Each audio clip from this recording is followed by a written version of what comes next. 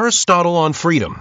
Ancient Wisdom for Modern Times. Introduction. Aristotle, 384 to 322 BC, one of the most influential thinkers in Western philosophy, offers a complex and nuanced understanding of freedom that differs significantly from modern conceptions, yet continues to shape philosophical discourse to this day.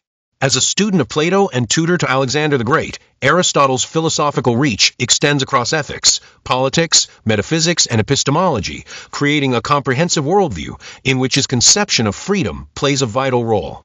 Unlike contemporary notions that often equate freedom with absence of constraint or maximum choice, Aristotle's conception is deeply integrated with his views on human flourishing, eudaimonia, virtue, and the good life. For Aristotle, true freedom is not merely doing what one wants, but rather the ability to live according to excellence and to fulfill one's natural purpose or function. Telos. This exploration will examine Aristotle's conception of freedom through several lenses: voluntary action and choice, the relationship between freedom and virtue, political freedom, and the metaphysical underpinnings of his views. We will also consider how these ancient ideas continue to influence modern philosophical thought and their relevance to contemporary discussions about freedom. Historical context. To understand Aristotle's views on freedom, we must first situate him within his historical and intellectual context. Aristotle lived during a time of significant political transformation in ancient Greece. The golden age of Athenian democracy had passed, and the rise of Macedonian power under Philip II and Alexander the Great was reshaping the Greek world. Aristotle was born in Stagira, a Greek colony, in Macedonia. At age 17, he traveled to Athens to study in Plato's academy, where he remained for 20 years until Plato's death. After leaving Athens, he spent time in Asia Minor and Lesbos before returning to Macedonia to tutor the young Alexander the Great. He later returned to Athens to establish his own school, the Lyceum. The political climate of Greece during Aristotle's lifetime was characterized by tensions between democratic ideals and oligarchic realities, between autonomy of the city-states, polis, and the growing power of Macedonia. These tensions inevitably influenced Aristotle's thinking about political freedom and the relationship between the individual and the state. Furthermore, Aristotle's ideas on freedom must be understood in relation to the prevailing institution of slavery in ancient Greece. As a resident alien metic in Athens, Aristotle did not possess full political rights, yet he was not enslaved.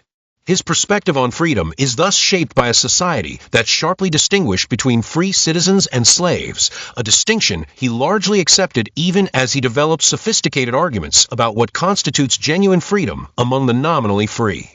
Voluntary action and choice, the foundations of Aristotelian freedom. Aristotle's most explicit discussions of what we might call freedom occur in his treatment of voluntary action, hikusion, and choice, prohairesis, in books 3 and 6 of the Nicomachean Ethics.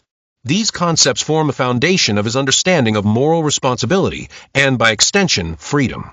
Voluntary action for Aristotle. An action is voluntary when the moving principle is in the agent himself, he being aware of the particular circumstances of the action. Nicomachean Ethics 3.1, 1111 A22-24.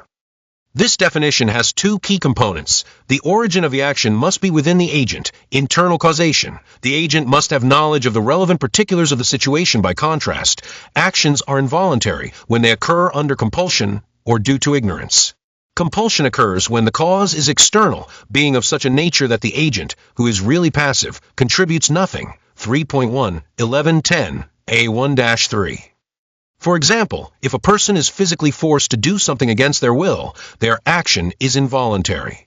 Similarly, if someone acts in ignorance of crucial facts, such as a person who administers what they believe is medicine but is actually poison, their action is involuntary or non-voluntary. Aristotle's nuanced view recognizes a spectrum of voluntariness.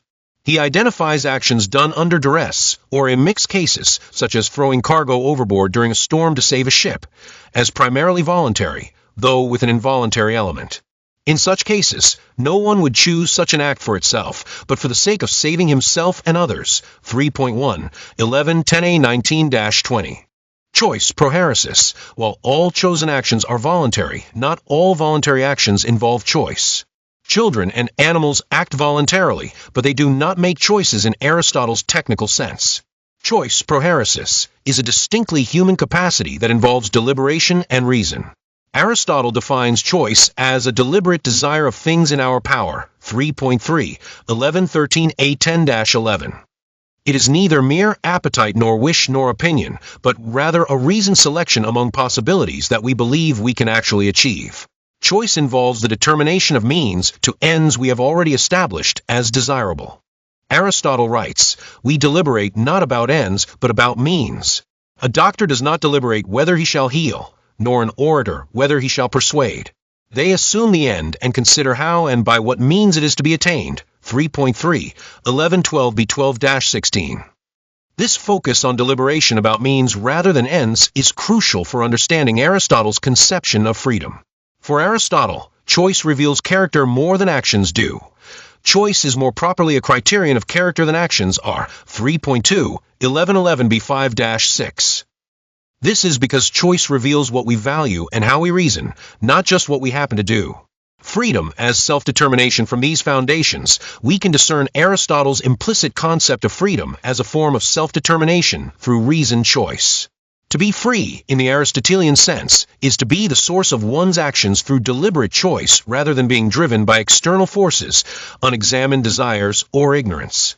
Importantly, this conception of freedom is not primarily concerned with the absence of external constraints, what modern philosophers would call negative liberty, but rather with the positive capacity to act according to reason and to determine one's actions through deliberation. Freedom and virtue. The ethical dimension for Aristotle, freedom is inseparable from virtue arete. True freedom is not the license to do whatever one wants, but rather the ability to live according to excellence, which requires the cultivation of virtuous character. Virtue as freedom from passions. In Book 7 of the Nicomachean Ethics, Aristotle discusses akrasia, often translated as weakness of will or incontinence, the state in which one knows what is right but fails to do it due to the influence of passion. The acratic person is, in a sense, unfree. They are enslaved to their passions even when they know better. By contrast, the virtuous person has trained their desires to align with what reason determines to be good. As Aristotle states, the good man wishes for what is really good, and no one wishes for what he thinks to be harmful to himself. Nicomachean Ethics 3.4, 1113a25-26. The virtuous person is thus free in a deeper sense than the merely unrestrained person, for they have achieved harmony between desire and reason. The mean as freedom. Aristotle's famous doctrine of mean, that virtue lies in a mean between excess and deficiency, can also be understood as a theory of freedom. The virtuous person is free from extremes of excess and deficiency, able to respond appropriately to each situation rather than being driven to extremes by unregulated passions.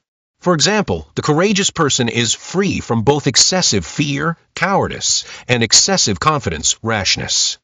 They can act appropriately in the face of danger, neither fleeing when they should stand firm nor charging ahead when they should retreat.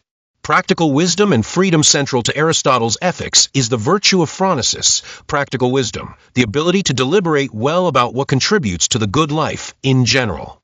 Phronesis enables us to determine the right action in particular circumstances, considering all relevant factors. A person with practical wisdom is free in a profound sense. They can navigate the complexities of human life with understanding rather than being bound by rigid rules or driven by unreflective habits. As Aristotle states, the man of practical wisdom is one who is able to deliberate well about what is good and expedient for himself, about what sorts of things conduce to the good life in general. 6.5, 1140, a25-28. Political freedom. The citizen in the polis. Aristotle's political philosophy, particularly as articulated in his Politics, extends his understanding of freedom from the individual to the political community. Natural slavery and political freedom. Controversially, Aristotle defended the institution of natural slavery, arguing that some people are by nature suited to be ruled rather than to rule. He states, "For that some should rule and others be ruled is a thing not only necessary, but expedient. From the hour of their birth, some are marked out for subjection, others for rule." Politics, I.5, 1254a 20-22. This view, while deeply problematic from a modern perspective, reveals something important about Aristotle's conception of freedom.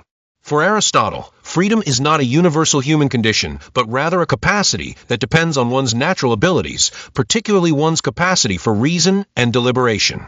Those who, in his view, lack this capacity are natural slaves who benefit from being ruled by others, just as the body benefits from being ruled by the soul. For those who do possess the capacity for reason and deliberation, free citizens, political participation is not merely a right, but an essential component of freedom. Aristotle famously defined humans as political animals, zoon politikon, suggesting that participation in the political community is integral to human flourishing. Citizenship and freedom in Aristotle's view. To be truly free, a citizen must participate in ruling and being ruled in turn. He states, the citizen in the strict sense is best defined by the one criterion, a man who shares in the administration of justice and in offices, Politics 3.1, 1275, A22-23. This reciprocal relationship between ruling and being ruled distinguishes the citizen from both the slave, who only obeys, and the tyrant, who only commands. True political freedom, for Aristotle, involves this balance of authority and submission within a constitutional framework. Aristotle also emphasizes that political freedom requires economic self-sufficiency. Citizens should not be dependent on others for their livelihood, as such dependency compromises their ability to participate freely in political life. This is one reason why Aristotle believed that manual laborers, though necessary for the city, could not be ideal citizens. Their work left them insufficient leisure for political participation and philosophical contemplation. The best regime and freedom in Books 3 and 4 of the Politics, Aristotle considers various constitutional arrangements and their relationship to freedom. He distinguishes between correct constitutions, which aim at the common good, and deviant constitutions, which aim at the private good of rulers. Among the correct constitutions, he identifies monarchy, rule by one, aristocracy, rule by the few, and polity, rule by the many. For Aristotle, the best practical regime is polity, a mixed constitution that combines elements of democracy and oligarchy. Such a regime allows for wide participation in political life while avoiding the excesses of extreme democracy, which Aristotle feared could degenerate into a form of tyranny where the majority oppresses the minority. In the ideal polity, citizens are free in the sense that they live under laws they have helped to create and that serve the common good rather than the interests of a faction. As Aristotle states, the basis of a democratic state is liberty. Politics 6.2, 1317a40. Metaphysical foundations, freedom and necessity. Aristotle's views on freedom are also shaped by his metaphysical commitments, particularly his understanding of causation, potentiality, and actuality. The four causes and human freedom. In his Physics and Metaphysics, Aristotle identifies four types of causes: material, formal, efficient, and final. Human action involves all four: the material cause, the physical body that acts; the formal cause, the pattern or structure of the action; the efficient cause, the person who initiates the action; and the final cause, the purpose or goal of the action. Human freedom, for Aristotle, is rooted in our capacity to be efficient causes of our actions, to initiate movement through choice rather than being merely moved by external forces. Yet our freedom is also teleological, oriented toward ends or purposes. We are free not simply to move, but to move toward the fulfillment of our nature as rational beings. Potentiality and actuality. Aristotle's distinction between potentiality, dynamis, and actuality, energia, is also relevant to his understanding of freedom. Humans possess various potentialities that can be actualized through choice and action.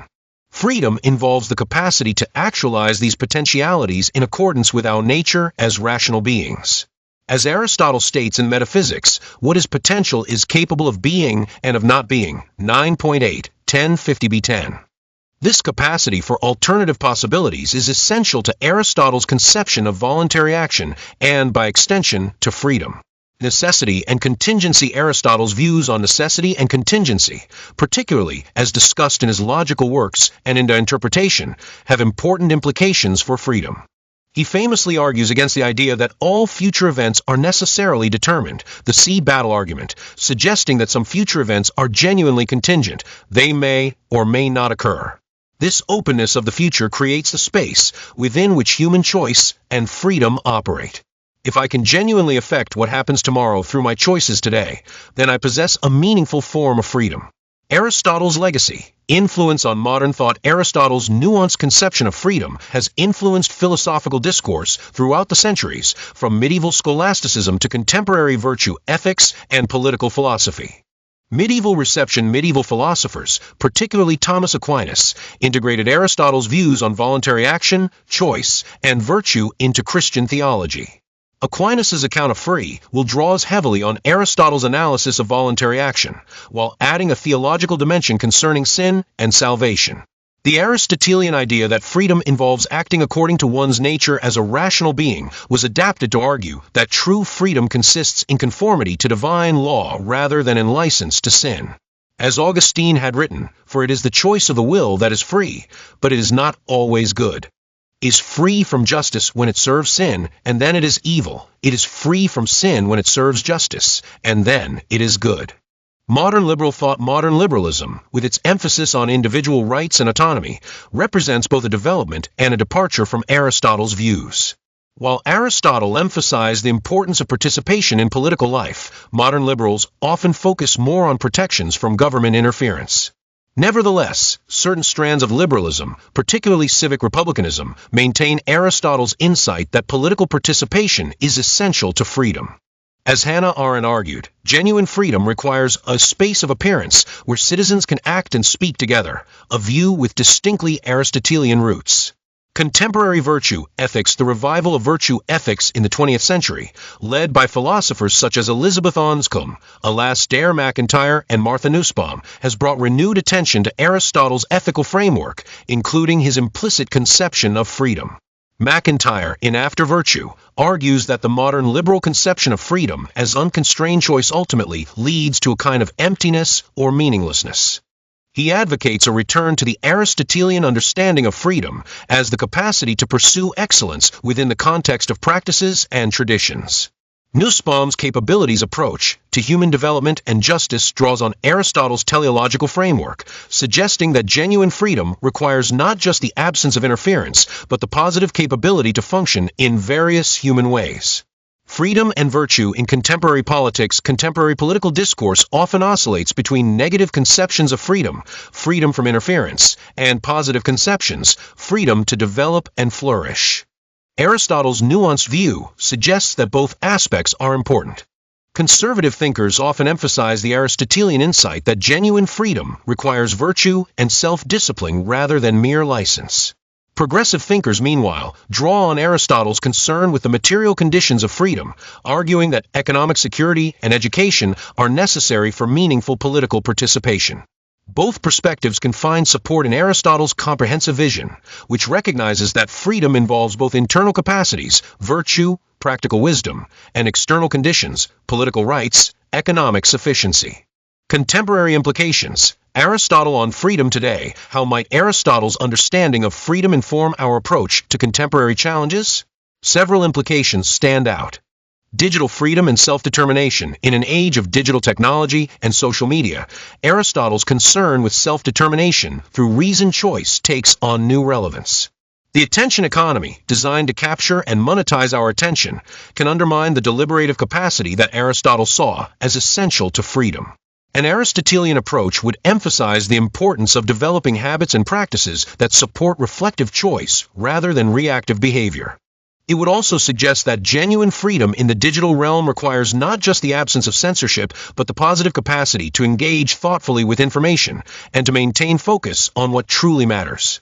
Freedom and economic systems. Aristotle's insight that material sufficiency is necessary for genuine freedom has implications for how we structure economic systems. While he was no egalitarian in the modern sense, Aristotle recognized that extreme inequality threatens the foundation of political community and, by extension, political freedom. His critique of crematistics, the art of acquiring wealth for its own sake, rather than economics, the proper management of the household, resonates with contemporary concerns about the prioritization of economic growth over human flourishing and environmental sustainability. Freedom and education. For Aristotle, education was essential to the development of the virtues that make genuine freedom possible.